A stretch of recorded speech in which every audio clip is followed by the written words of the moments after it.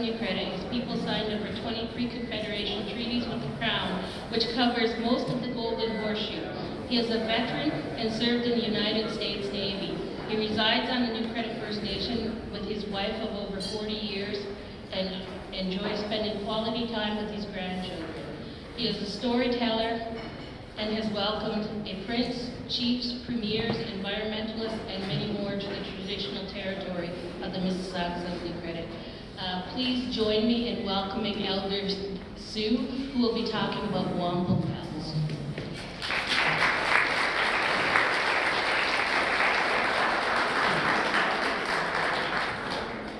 Bonjour, engagé Higanin indigenous magazine at Odam, Mississauga and Dow, credit Dunji.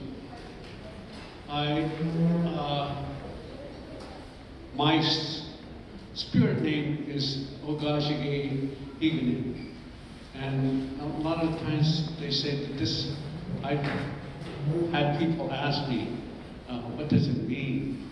Because the words are so old that they've forgotten. And I think that's a lot of the times what's happened to our people. They've forgotten. And they did that through residential schools. They suppressed us, and then they started to teach their own curriculum inside of our school systems so that our young people would no longer know who they are and what their purpose on this land is.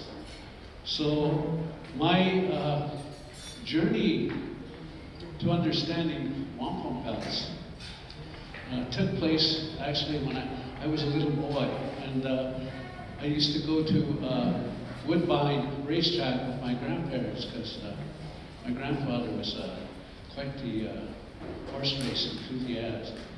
And as we were going down Queen Elizabeth Way, and that time they were divided up into meridians. And when we got to the Credit River, just before you got there, there was one gravestone that was in the middle of the Queen Elizabeth Way. And I said to my Mashonas, I said, who's that? Who's there? Who's buried there? And he said, that's one of your ancestors. He says he's guarding this land. And I really didn't understand all of the things that he said. Over there, he said, that's where the peace was made. So I didn't really understand that. I just knew that what he had told me. And so years later, when I did come back to the reserve, I asked the people, I said, what happened to the grave that was in the middle of the highway? She said, oh, he said, they finally moved it. Well, there was other graves there at that time. When they made the Queen Elizabeth Way, they bulldozed it over. And then they put them on the side of the hill. And when they needed backfill on the other side of the Credit, they took that pile and they used it for backfill. So more of our people were on the other side of the river than what were on this side. And I always thought to myself, every time I go by there, I say hello to my ancestors. And I look at all the traffic jams and I figure that must be my ancestors still protesting.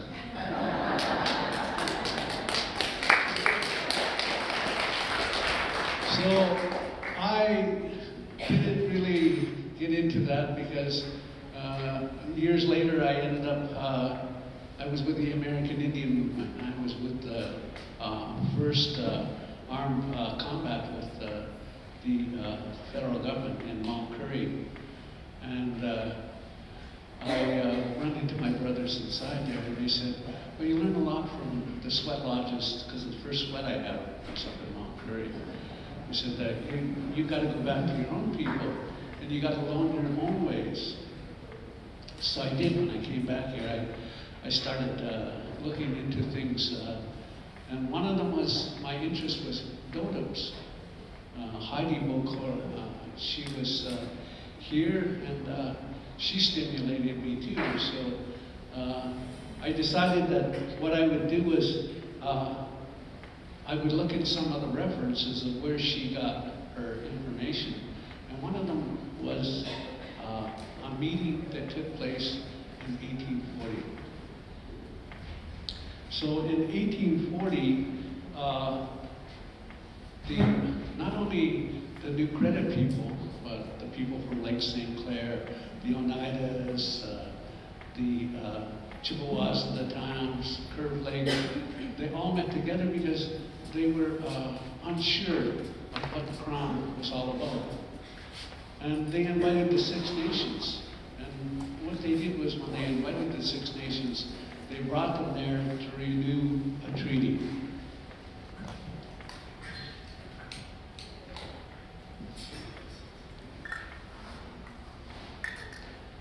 It's a rather small belt.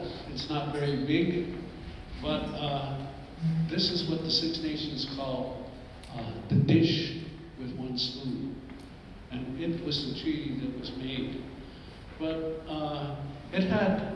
it talks about the sharing of the land, so that there would be no knives when this was brought out. There was only ladles that would eat from out of there, so no sharp tools, because it might drop blood. And they didn't want that because this was a peace, a lasting peace, so that there wouldn't be no more warfare between the Haudenosaunee and the Ojibwe people. So with this belt was brought, they say there was 4 belts or strings of beads. And I didn't really quite understand what it was, but at the end of the article, the records that were kept at the end of the meeting, they hand the Six Nations 2 strings of beads. One for the dish with one spoon, and one for the elephant bell. But there's four strings of beads that they say, but the first string was this belt right here. And it was made, they say in 1701. I was thinking it was a little bit sooner than that, but 1701 is a good enough number. And it's made when the Great Peace is made between the Iroquois and the French, that no more warfare was made. But they had to, the French had to guarantee that their allies weren't going to fight them afterwards. So that's when they bring out the dish with one spoon. And so the second string, it says they met in Buffalo. So each time one of these strings of bead was added to the dish with one spoon, then it recants the history of that time that they met. The second time was, like I said, was at Buffalo. And the third time is with Joseph Brant. And I can't really look at the time, but I figure it must be somewhere around about 1765, 1764 within there, is because the Treaty of Niagara takes place, and the Delaware and the Shoshone and the Odawa, Pontiac led, are not at the Treaty of Niagara. So they take the dish with one spoon to a meeting place on the end of Lake Erie. And it's then that the Shoshone want to kill all the Six Nations. They want to kill the whole delegation because, well, if you read the colonial records, you'll understand that the Six Nations have a philosophy of peace, but it's only a philosophy. They called peace one time between the Delawares and the Shoshone, and they take all of their chiefs and they make slaves of them. It's like they had a hatred towards them. But it's an Odawa chief who stands up and he says to them, there'll be no bloodshed here. And so because of that, 1812 comes around, that the Shoshone and the Delaware joined the British. So they felt had a particular sense of bringing the Anishinaabe and the Haudenosaunee together in a common cause. In your history books, it makes no mention of it because it's been lost to use. Because we do a lot of things by oral history.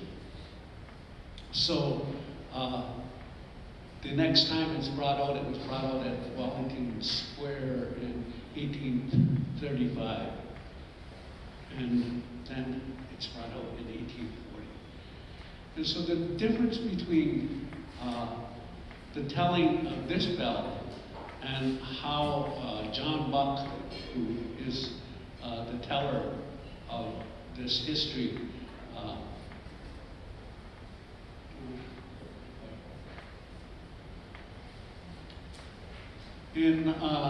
maybe you'll recognize this pipe. It's also on our eagle staff, and this pipe is at the beginning when the Six Nations come. They say the fire is almost out between our two nations, so let's put the boards back together and rekindle the fire so that the smoke will carry its message straight to our Creator. And that when the fire is lit with flint and steel, then this pipe is lit. And it's Peter Jones who takes the pipe around. They say there's 15 Six Nations men that come to this meeting. And two of them we know.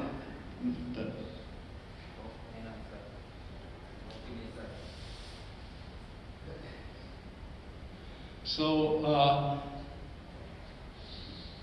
Joseph Sawyer and Peter Jones have already been reflected, so that their part in history is at this meeting also. But this particular photograph is taken in 1847, and it's John Buck who's standing up in the back, who is telling the stories of the belts to these chiefs, these Raioni. John S. Johnson is the chief who was in the center, and he was the chief spokesman for the Six Nations at that period of time. And John Buck goes through the story, but like when he does it for his own people, he talks about the sharing. But he never goes into the other history where he tells the story of Buffalo and with Joseph Brant and with Wellington Square, mainly because it wasn't part of what he was trying to get across to his people. He was trying to get it across that there was a sharing. And so these chiefs are probably the ones that were of the 15 that came to the Red River in 1840. And I always look at it that they had a part because we were renewing our friendship with the Six Nations. And so when they do that, he tells the story of the belt, and he uses the strings of wampum to express the times that they met with the Ojibwe people before.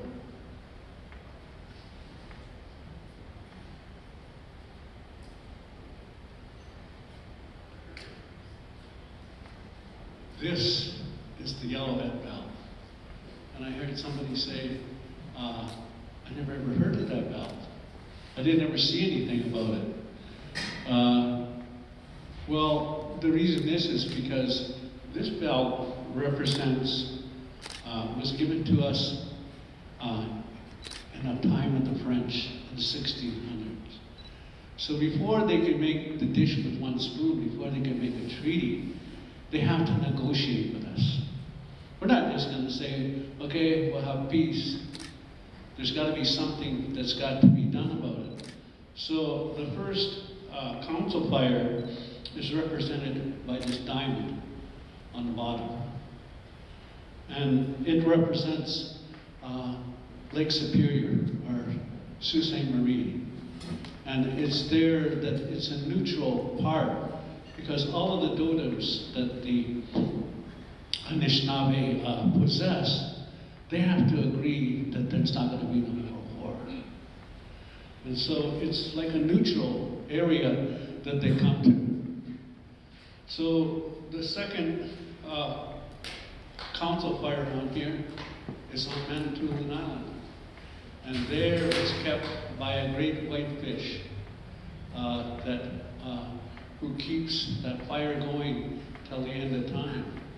And they still keep that fire going, so I always like to think that ceremonial fires are a good thing because it helps us to remember our history. And the third one, it represents a island off of Penetanguishene that there they placed a beaver to look after that council fire. The fourth one was at the Narrows. And it's there that Yellowhead said, our people then placed a large round wampum on the belt, that it would symbolize the sun, so that every time that this belt was brought out, that our people would remember that this treaty with the dish with many ladles was made. So that gives you a hint that each one of these council fires, besides the Six Nations, were also given a spoon. And I like to look at it that we have our own spoon, and Peter Jones in his diary explains how big the territory of the Eagle is. And they were the prime warriors of pushing the Seneca out here in southern Ontario. So it's with that Rama were the keepers of this battle. There's still yellowheads out there that can recite this story, so I'm just... The last council fire on here represents a great bald-headed eagle who sits on top of a tall pine tree at the mouth of the Credit. And so these are the totems that were present in the 1600s. They were the dominant totems. That meant that there was more of them than there was any of the other totems. So they, when it came to negotiations, their headmen would be the ones that were doing the negotiations. So it's important that the Yellowhead Belt they take a look at it again, because the last council fire is given the responsibility of looking out after all of the other council fires, including the Six Nations, so that if there's any ill wind that blows across the land, that the eagle is to fly to all of the other council fires and warn them that there's a disturbance. So when the Six Nations brought out the Nanfan deed, and it disturbed our hunting rights, and we still lost them. We lost our hunting rights and we lost our treaty rights because the Crown here in Ontario and the Ontario government disregards our treaty rights and gives them to the Six Nations. So they forget that this was Whether they know about it, or whether they don't, I have no idea. Because, but I did send our council records that I got these from to all of the historical societies, the Manitoulin Island, all of those places, because there was a disturbance in the land. So this belt signifies that we had possession of the land was because this belt gave those different totems that area. And when you match up the paper treaties, the signatories on there match up to this belt. So as far as historical significance goes, it is part of what my opening prayer was in 1812. We did a commemoration in 2012, and there I met Prince Charles, who someday he might be the king if he lives long enough. So she's a long-living woman. So I met him there, and then I went to meet Harper and his, because they were part of the commemoration at Fort York. And the chiefs that were from the reserves that fought in the War of 1812 marched by him. And so my prayer, because I did the opening, I could do because we were the Anishinaabe and the holders of the land, they gave us the right to say the opening prayer.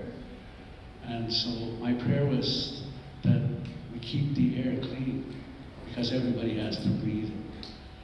My second, like they gave me a medicine bottle. The chiefs, the women from the chiefs of Ontario, they made up a medicine bottle made out of cloth.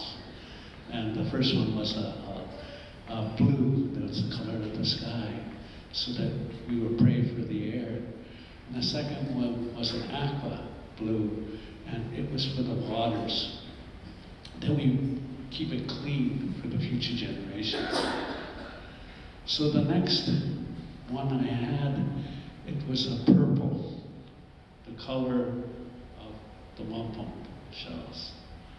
And the prayer that was given with that bundle was that they remember the wampum belts, because they were the first treaties to be made with the Aboriginal people. The next piece of cloth was white, and that represented the paper treaties. And the last one was a royal purple. And because I was addressing the Prime Minister, I addressed it to him. I said, and this one is for the honor of the crown. May the administrator open his ears and hear what our people have to say. And the administrator was Harper at that time. I don't think he even heard that, because when he walked off the stage and he was shaking everybody's hand, he shaking my granddaughter's hand, but he walked right by me. So I know I hit him inside of his heart, that he didn't even want to touch my hand, which is good too. So that's part of what ends up happening when you start to seek out the wampum belts. They sort of drag you in. And so we have other belts that are here, and we have a history with them too also.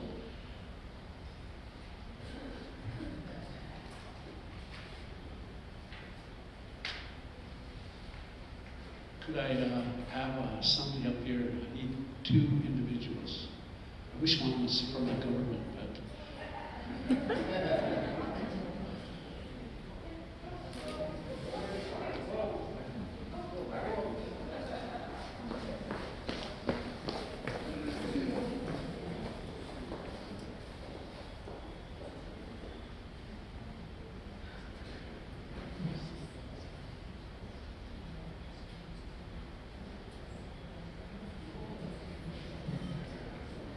And now, when we presented this belt to the prince, no, leave it like that.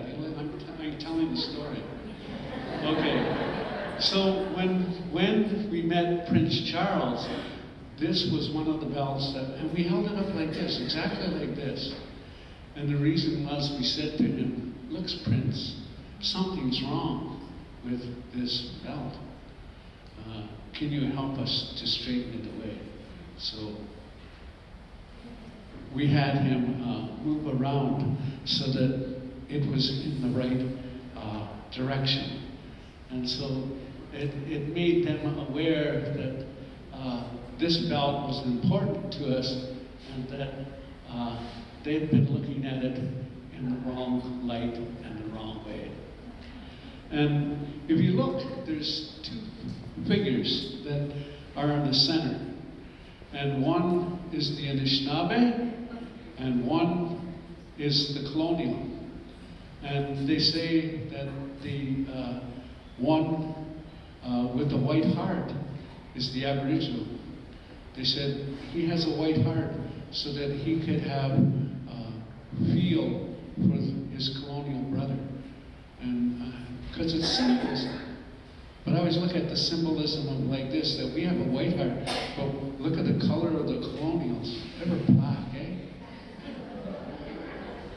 So this belt has a significance for me because in 2014, it was the 250 anniversary of this treaty that was brought at the Crooked Place in Niagara. And there was like 2,000 Aboriginal chiefs. And so they were getting ready for the 250th anniversary. I said, "Holy, like, what are we going to do? We don't get any recognition or anything." And I got a call from Kathleen Wynne's office that she wanted me to come to do a opening ceremony because in 25 settings of the Parliament, the Aboriginal people had never been invited to a swearing-in ceremony. So they asked me to come and do the opening song and a prayer to welcome them for this ceremony. And so I thought, oh gee. They said, "We're going to give you tobacco, what are you going to give us?" And I said, "I'm going to give you wampum." And so wampum's rather expensive if you got to buy it by yourself. So I went and I petitioned our council. I said, "I want wampum. I want 2 strips of wampum," I said, because I'm going to give one to David Oling, the Lieutenant Governor, and I'm going to give the other one to Kathleen Wynne. So that, so I said, okay. So I had they all pray over the top of the beads, because I remember when we did this ceremony for the prince that I brought my granddaughter with me to represent, because I always feel that if you're going to meet the crown, especially the part of the family, that it's not just a man's job, it should be part of a woman's too, because that's what makes your nation. So I asked my wife to come, but she said, "I don't want to go there." She said, "He killed Diana." And so I went to Carolyn King and I told her what Tina said, and she said, "Good for her." So I went and I got my granddaughter and I took her with me so that she could be the female part of life for us when we met the prince. And she was the only youth that was there. So what they did was they gave the wampum belt, the wampum string of wampum that they gave to the prince. It was my granddaughter took it around all of the chiefs to bless it, and then she gave it to the prince. So it shows you that the power of wampum is still, even in these modern day times, it's important to us. And it was important to me that for the 250th commemoration that we get our words in too. So I said, I handed I sang my song, and then I handed the wampum beads to Kathleen and to David. And I said, this is to remind you that it's going to be 250 years coming up that the Treaty of Niagara came, and that you should shine the covenant chain and to stir the ashes so that you can remember, so the fire will burn bright, so that you can remember the words that you said to my ancestors. And so I thought, I kept waiting for the time that the Treaty of Niagara was going to take place in Niagara on the Lake, because that's where it originally took place. And where was the honor, the crown? The Mississaugas were not even invited. Even though it was on our traditional territory, we weren't invited. They utilized it. I heard when they had the ministers meeting, Kathleen gets up and she says, this is the traditional territory of the Six Nations people. And I really had to protest, but what are you going to do? I asked my chief, but he didn't seem to have any answers. So when we met that fall, because the chiefs meet once a year with the premier and the ministers, I protested to one of the ministers there, the assistant minister of Indian Affairs, and I said to her, I said, you know, I said, Kathleen's wrong that she would give credits to the Six Nations, that this is their territory. And she said, how can you prove that? I said, well, there's a map. I said, I'll send it to you. So I sent her the treaty map that was made in 1858.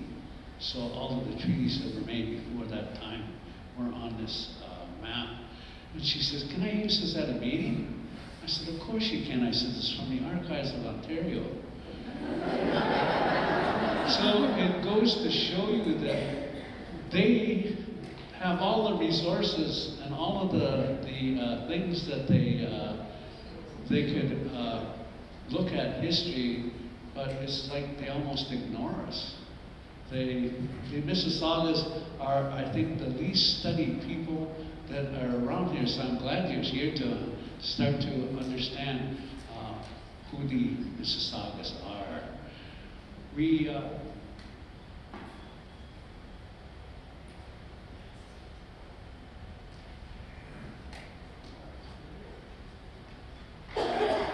The Crown does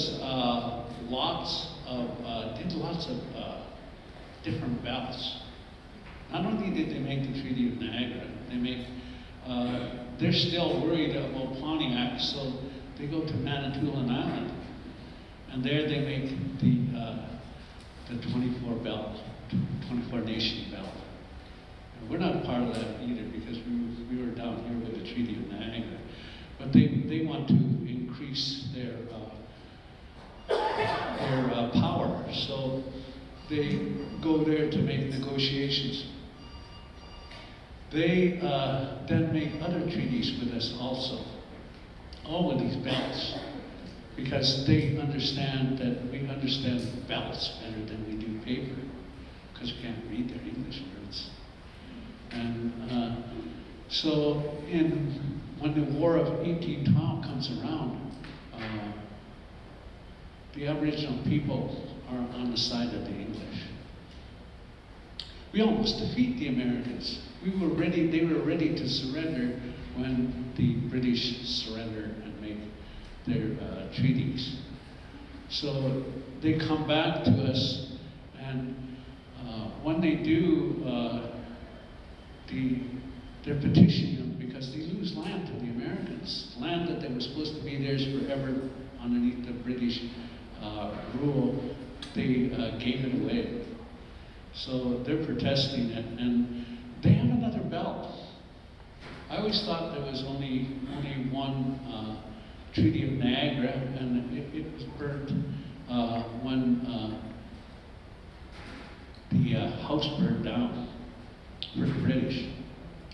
But apparently, there was another belt, and it was given to the Anishinaabe that were in the north, up in Drummond Island. And so it carried itself over onto Manitoulin Island. And so when the British come to visit them, he brings the belt out, and he has 8 strings of beads to go along for every time that they met with the British, so that they could recant the times that the presents were handed out to them. So in 1818, the War of 1812 was over, and William Claus recognizes that there's still animosity in between the two ruling the Americans and the Canadians, and so he calls up beside Burlington Heights, which is right near Dundee Castle, and there they give out this bell, and this bell is called the Pledge of the Crown. And the Crown pledges that they're going to honor the treaties, that they were to break off hostilities from killing Americans and any of their allies. So this belt is given up again. We're excluded. The Mississaugas are excluded. And I said, how come we're not part of this? They said, oh, you guys weren't there. I said, what do you mean? Well, it doesn't say Mississaugas there. And I said, what? I said, of course not, they wouldn't. I said, at that period of time, they were calling us Chippewas.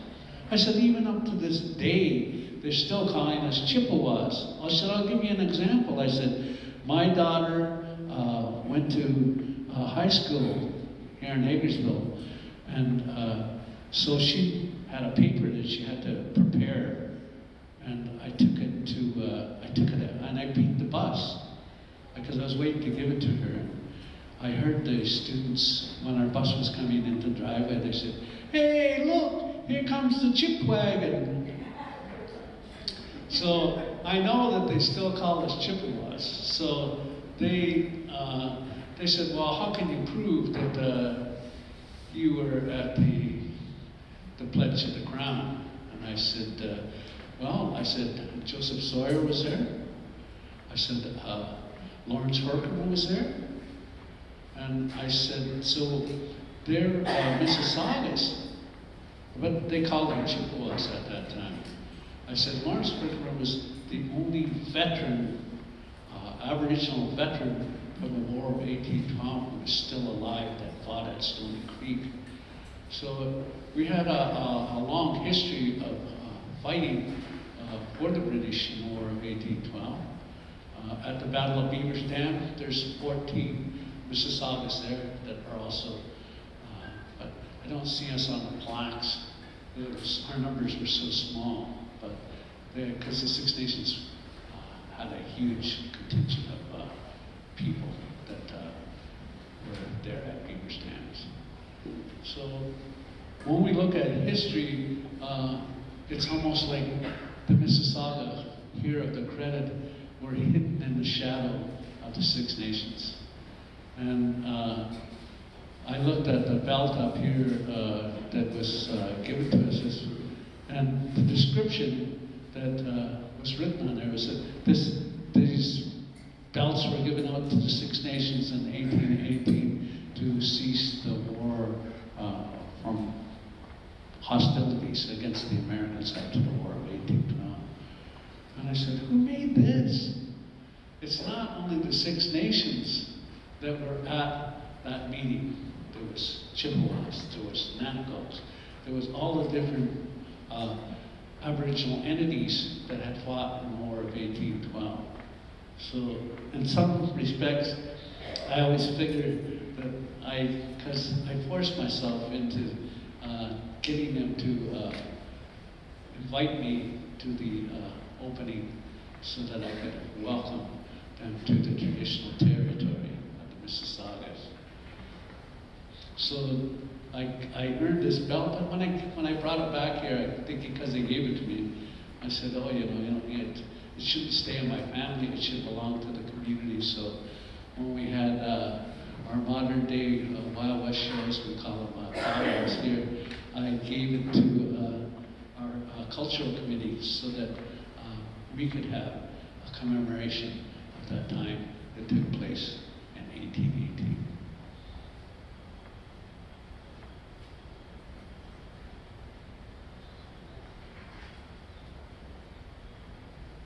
There's only one other belt that we have. We don't really have a lot of belts, even though, because from what my understanding is that we possessed more belts than this. But when we came to the credit here, the people that came here from the credit were mostly all Christians. And so what they did was they said, we don't want these heathen things anymore. We're going to give them back to the hereditary council. The hereditary council at that time was what run the reserve. They had their own governance, and they had their own way of looking at things. So the reason I know this is because I had a faith keeper. He said, your belts are still over there. He said, if you want to claim them, he said, you're going to have a really good speaker. And I thought about it. Yeah, I know, because if you don't speak their language, they're not going to listen to you at all. So I don't speak Mohawk. But fortunately for me, I have a nephew who went through the immersion school, and he speaks Mohawk fluently. And he's always been an ally of mine because he considers me his elder and his helper. So I'm hoping that if I ever go to ask for those belts, he'll come and he'll speak for me, because I can't speak Mohawk. I can hardly speak Ojibwe.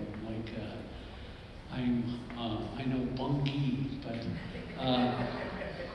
but I'm a good eavesdropper, and my wife is fluent, so wherever I go, I carry the language with me because she's always with me. And I always give thanks to my wife Tina of 40 years, and she's sitting in the back over there. I don't think she's smiling. She don't like me to show her off. And so I touched upon the yellowhead belt mainly because when we give our description the next day, in order of recognition, to have the Six Nation Council, the old one back up here.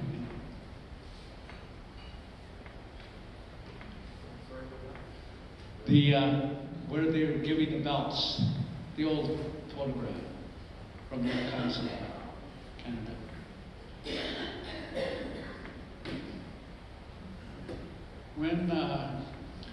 When they're giving the rendition of Yellowhead's belt, I have a picture of Meskwaki, the Yellowhead man who gave the.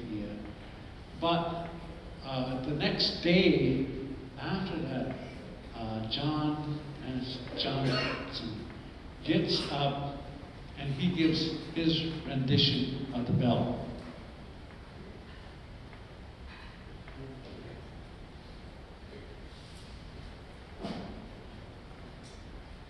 He says, this belt was a journey that the Six Nations made. And the first one was made in Sault Ste. Marie. And it has no emblem. The second council fire is on Manitoulin Island. And there it's kept by a great white fish. And he's white because he has a white heart towards his Minnesota brother. The next one is kept by a beaver, And it's because of the wisdom of the weaver that these negotiations took place. It's the caribou, we call them reindeer, because they don't know how to say anything else but how they can understand what a caribou is. So they call it a reindeer. They say, and the reindeer is a symbol of strength. And they're the ones who, and the last one is the bald-headed eagle, who, when the flyer is lit, that all of the council fires travel in a straight line, and so that there be no ill winds that blow upon the land. So the symbolism is there, and the acknowledgement from the Six Nations was there, because what they had come there for was asked to hunt on this side of the lake.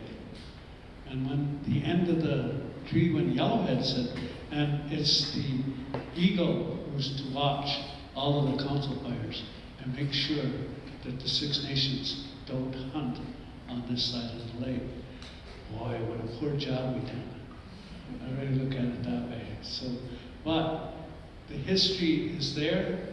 The council fires have been warned about the ill wind that's taking place there. And I'm quite sure shortly inside, they're not going to wait for another 150 years to rectify the situation and start to rewrite history the way that the treaties were made in the past, all of the paper treaties. I look at paper treaties are so, I always look at it this way, that they make paper treaties and they expect us to honor them when we know that there was no honor when they were made, and there was no truth in what they said. They, I always looked at the Toronto Purchase, and when they came there, the first treaty that they make with us, they say, oh, we made a treaty. And you look at the colonial records, and there's 96 gallons of rum ordered to help to make these treaties. And so when they make the treaty, when they go to look at it, it's blank. There's nothing on it. The signatories that were our people fell off because they were put onto the treaty with blacks. So the Crown, when they come in 1804 to argue that how much land did we give up, because they got a blank deed, they don't really know. And they don't want to bring the deed out because it might incite the Aboriginal people. And one of our chiefs says to them, you say we made treaties and we don't remember them. And I always thought to myself, that's right too. We could remember treaties from the 1600s. How come we couldn't remember a treaty that was like 6 or 7 years ago? So I always look at the treaty, because the Crown does not make us aware at that treaty that it was a bogus treaty. They don't show it. They tried to renegotiate again, and they, according to the Royal Proclamation, and I always looked at the Quebec Act because I asked him what kind of stipulations were placed on the Crown in 1774 when the Treaty of Niagara is made. The Quebec Act completely, it makes more stipulations on anybody who's going to make a treaty. And part of the stipulations is they have to have a patented surveyor to make the treaty. That they have to have an Aboriginal person and somebody from the Indian Affairs who can make maps so that they can know that these are the true boundaries. And so none of this has taken place because 1804, they're asking how big that the area was. And they try to send their surveyors out, and we drive them off. So how did they end up getting a survey on a treaty in 1805 when they're not living up to the Royal Proclamation and not living up to the Quebec Act? So I always looked at it as bogus, because they say that one of the signatories on there, the man was already dead. So how did they end up getting that many chiefs to sign when you see in 1804 they're all protesting, they're driving off, all of a sudden they make a treaty? And so I looked at it that we could have, we fight them, and we fight them for 20 years before they recognize the significance of our treaties. And so in 2006, that's when the treaty is actually formulated. The end of it is because when we get our money of, well, they only wanted to give us 40 million, and we said, what about interest? And they said, you would have spent it all, so you don't get no interest. So we had to prove to them that we would have invested the money wisely, and we ended up with 140 million. But I looked at, we could have took a penny from everybody in Toronto, and we would have had more money than what they gave us for the use of the land, the loss of the land. And, but they stuck to the negotiations, and they said to our chiefs, either take it or leave it, or you can fight us in court. And we took the easy way out, I guess. We went ahead and we signed the treaty in 2006. So I look at it like that the treaty really wasn't made in 1805, because the end of it didn't come until modern times. So where's the transparency of the Crown if they don't agree with that kind of, when it's 150 years, they should acknowledge that that treaty wasn't made, wasn't finalized until this century. So it's a long time to wait for treaties to take place, but that's what's ended up happening. So I don't know how much longer I got. I don't. So does anybody have any questions?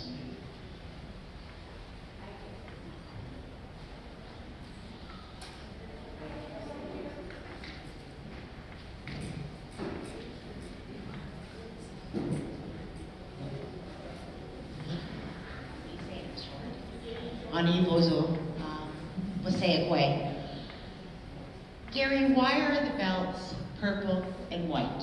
Why aren't there different colors? Why just purple and white? Because they're made from a shell called wampum shell. It was the wampum that around the bay that made them. So the whites were there was lots of them, but with the purple, it's only on the very small part of the shell. So they'd have to have awful large shells in order to get a lot of purple beads out of there. I read that the Haudenosaunee used to take and where the wampum shells grew in their beds, they would take the Anishinaabe and they would tie them with rocks and put them down in there in hopes that the shells would eat the blood off of them and make more purple. And it would be more binding because it was the blood of their enemies that they were making the treaty with. So that's the only reason that they're white, is because of that shell. And although the Six Nations like to say that they're the ones who made the belts were part of our history long before they came here. It was, it's like, they didn't know anything about maple syrup either until they came here. But I always look at it this way, we didn't know anything about their corn either until it came here. And I always use, like, they bring this medicine wheels. They didn't bring them. They weren't here. They were from the West. Medicine wheels came out here, and same way with the seven grandfather teachings. They're from the West. They were never a part of our area. About 20 years, maybe 30 years ago, they were brought in with the Three Fires Society. And I believe in their spirituality, but it doesn't belong inside my schoolroom. If I'm going to learn history, I want to learn history that's Anishinaabe history, and how we use the totems to govern our people, because that's the people that made the treaties, the way that our government was set up. So it wasn't with truth and honesty that those things came into our lives and inside of our school. I was at OCAD, and I asked this woman from the Smithsonian, because she's there, and I said to her, what do you think about them teaching the seven grandfather teachings here? And she said, we call it the invasion of the Lakota. So I don't have any more time, and I guess there's not any more questions. I just have one question, and that is, you explained the symbolism on all the wampum belts, except the symbolism for the belt after the War of 1812. Can you explain? Okay, the symbolism there is that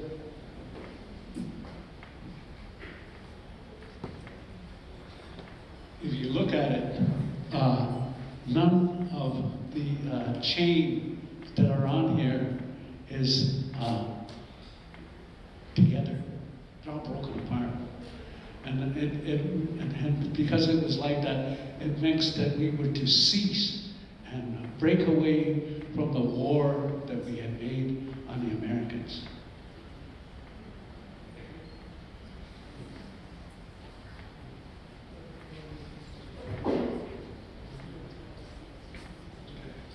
Last one. First of all, thank you very much for your talk. I've been coming to these for probably 10 years, and it seems that the more I learn, the less I know. I have a question about the belt that you had with what looked to me as 1764 on it. The treaty. Does that signify when it was made? Yes, exactly. See, when Pontiac takes all of the forts and takes all of the areas inside there, he doesn't have any link. The crown has to. You got to remember too, the Senecas were protesting the British too in 1740. The British decided they're going to build a fort on the American side on the gorge, and the Senecas wiped them out to a man. It was to teach the British that they, even though they had a superior type of intellect, that they didn't own the land, that we did. So we push them into that reality, and so they make the belt in 1764, because the Proclamation of 1763 is on paper. And even though they send papers out all over the place, they're not getting any response. So Molly Brandt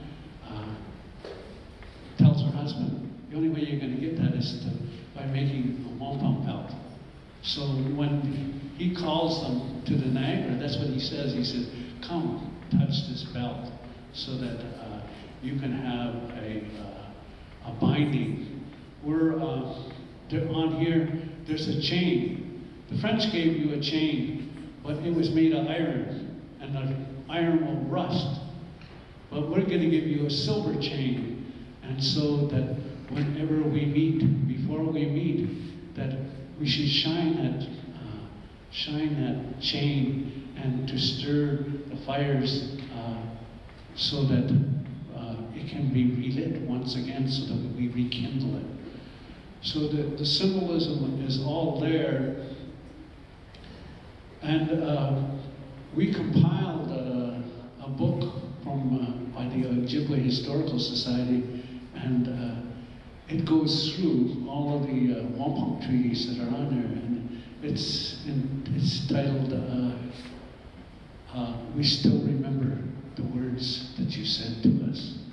So even though we didn't have a written word, somebody went ahead and they transcribed at the treaties.